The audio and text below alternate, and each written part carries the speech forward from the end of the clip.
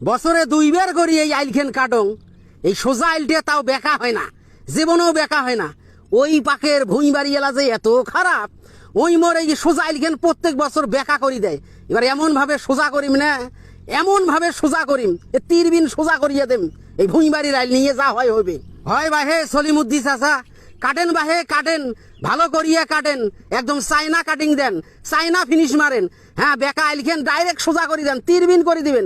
এমন করি 3 বিন করবেন না, প্লেন যাতে ল্যান্ড করবার ভাই এই ভুঁই বাড়ির আইলত। কাটেন কাটেন, সুন্দর করিয়ে, হ্যাঁ, বেকা আইল সোজা করে দেন।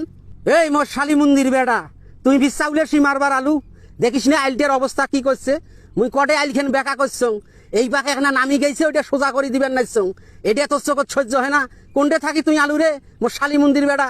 এই চনচনা ওইদত এমনি মেজাজ গরম, মাথা গরম, তার উপরে তুই চাউলের মারবার আলু মোর কাছে। আরে দূর ভাই সলিমুদ্দি চাচা, মিশাও তোমরা মাথা খেন গরম করেন। মুই কি কইছং তোমরা সোজা আইল বেকা করবেন নাইছেন, বেকা আইল সোজা করে দিবেন নাইছেন।